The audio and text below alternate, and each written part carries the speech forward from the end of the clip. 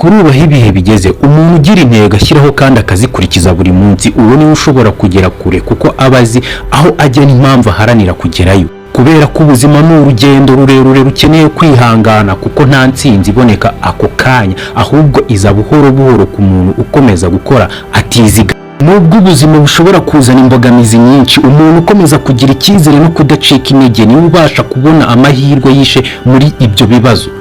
Ikindi kandi ugomba kwiga guha agaciro ibyo ufite no gushimira ibigaragara nk'aho ari bito. Bituma umutima wawe ugira amahoro kandi bikagufasha kubaho neza kurusha guhora wiruka inyuma y'ibirenze ibyo ufite. Hanyuma iyo wize kwakira ibigeragezo nk'amasomo aho kubifata nk'ibihombo, uba utangiye kubona uburyo bwo gukura no gutera imbere mu buzima.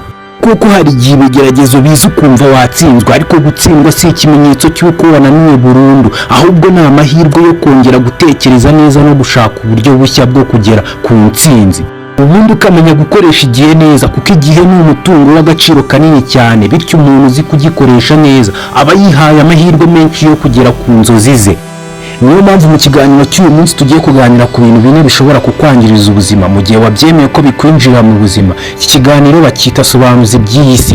Ukora subscribe, unarayikinge kugira ngo ukomeze ubone ibiganiro nk'ibi ngibi byagufasha mu buzima. Ikindi kandi mu gihe ufite igitekerezo cy'icyo twaganiraho mu kiganiro cyakurikira, jya muri comment wandike. Ikintu cya mbere ugomba kwirinda mu buzima bwawe ni ukujya mu bagore benshi, kuko kujya mu bagore benshi bituma umuntu yemwe atabasha no kubaka urukundo rw'ukuri n'umuntu umwe, kuko umutima we uba utari hamwe ahubwo ugasandara mu bantu benshi.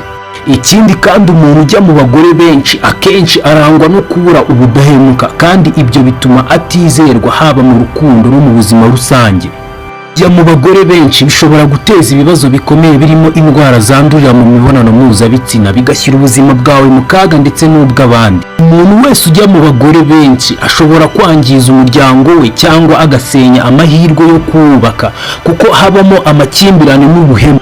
Ikindi, kwishora mu bagore benshi bituma umuntu atakaza igihe n'imbaraga byagakwiye gukoreshwa mu kwiteza imbere no kubaka ejo hazaza. Umuntu wese ujya mu bagore benshi ashobora kwisanga mu bibazo by'imari, kuko kugerageza gushimisha abantu benshi bisaba ubushobozi bukomeye. Umushahara uwo ari wo wose waba uhembwa ndetse n'amafaranga yose waba utunze ntabwo byakorohera. Ntuzemere ko ubura irari no kugenzura amarangamutima ku bagore benshi, kubera ko ushobora gutuma ufata imyanzuro mibi ikugiraho ingaruka mbi. Umuntu umenyereye kujya mu bagore benshi biramugora kwiyemeza urukundo ruhamye, bigatuma aguma mu buzima butagira icyerekezo.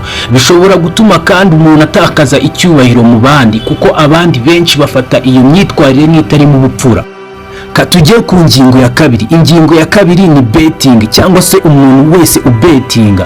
Betting ituma umuntu yiringira amahirwe aho kwiringira umurimo w'imbaraga ze, bikamutesha umurongo w'iterambere rirambye. Ikindi kandi umuntu umenyereye betting akenshi atakaza amafaranga menshi kuruta ayo yunguka, bigatuma ajya mu bibazo by'imari bishobora no kumushyira mu madeni. Ikindi kandi kibi cya betting ishobora gutuma umuntu aba imbata yayo, akajya ahora ashaka kugaruza ibyo yatakaje, bikarangira atakaje byinshi kurushaho. Kubera ko umuntu wese uhora cyangwa se wibera muri betting atakaza igihe kinini yagakwiye gukoresha mu bikorwa bifite umumaro, nko kwiga, gukora cyangwa se kwiteza imbere.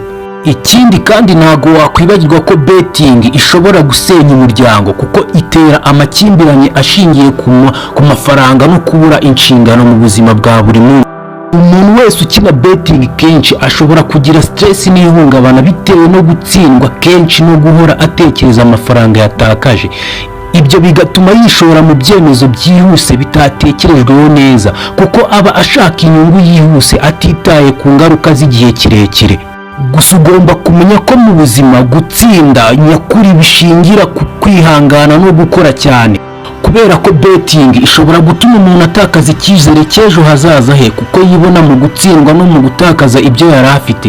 Ikindi kandi ugomba kwirinda betting ahubwo ugahitamo inzira y'akazi cyangwa se ukihangira imirimo nk'ubucuruzi, kuko bifite ireme n'ibyo bifasha umuntu mu kubaka ubuzima bufite umutekano n'iterambere rirambye. Niba ukina betting ugomba kubireka ahubwo ugakoresha imbaraga n'ubwenge Imana yaguhaye, ndetse nawe utekereza ko washora muri betting cyangwa se ko wakina betting ugomba kubireka, kuko ntago ari inzira nziza yakugeza ku iterambere wifuza.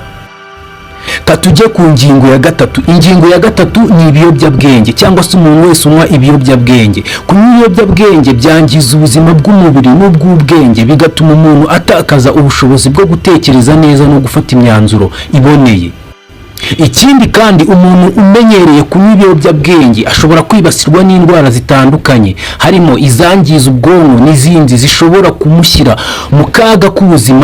Ibiyobyabwenge bituma umuntu aba imbata yabyo ku buryo adashobora no kubaho atabifite, bikamwambura ubwisanzure bwe. Ikindi kandi kunywa ibiyobyabwenge bishobora gusenya umuryango kuko bitera amakimbirane, ubukene no kutizerana hagati y'abagize umuryango.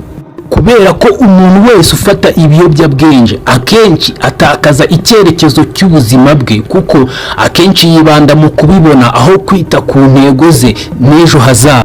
Bigatuma kandi umuntu atakaza amafaranga menshi, bikamujyana mu bibazo by'imari bishobora kumwangiriza ubuzima bwe bwose. Bishobora kandi gutuma umuntu akora ibikorwa bibi cyangwa se ibyaha kubera ko aba atagitekereza neza ku ngaruka z'ibyo akora. Uwibasiwe n'ibiyobyabwenge ashobora gutakaza icyubahiro mu muryango no mu bandi kuko imyitwarire ye ihinduka nabi. Ibiyobyabwenge bishobora guteza ihungabana n'agahinda gakabije, bikagira ingaruka mbi ku buzima bwo mu mutwe n'imibanire n'abandi. Ikintu ugomba kumenya kandi cyihariye, kwirinda ibiyobyabwenge no guhitamo ubuzima bufite disipurine nibyo bifasha umuntu kubaho neza, agatera imbere kandi akagera ku nzozi ze.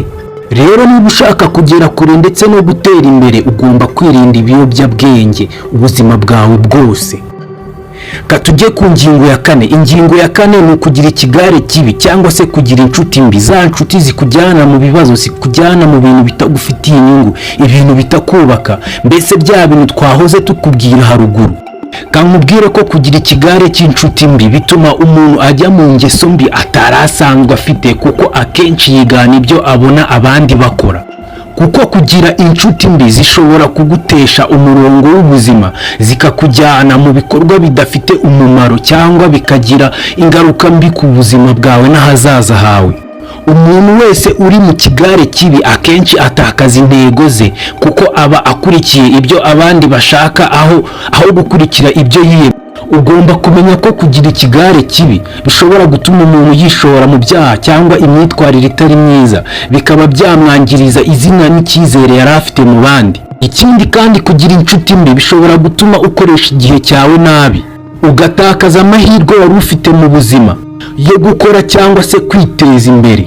Kubera ko iyo uri mu kigare kibi ushobora gutangira kubona ibibi nk'ibisanzwe, bikagabanya ubushobozi bwawe bwo gutandukanya icyiza n'ikibi. Ikigare kibi cyangwa se inshuti mbi bishobora kukwambura amahoro yo mu mutima, kuko akenshi kijyana n'amakimbirane, guhangayika n'imibereho idafite ituze.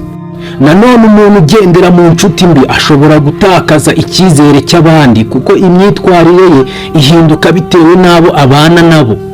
Inshuti mbi zikubuza kugera ku nzozi zawe kuko zitagushyigikira, ahubwo zigushora mu nzira zitari zo. Rero wowe inshuti yanjye uri kumva kino kiganiro, guhitamo inshuti nziza ndetse no kwirinda ikigare kibi ni intambwe ikomeye mu kubaka ubuzima bwawe bufite ireme, amahoro ndetse n'iterambere rirambye. Iki kiganiro n'ahangaha tugisubikiye, ndizera ko turi kumwe no mu bindi biganiro bigiye gukurikira.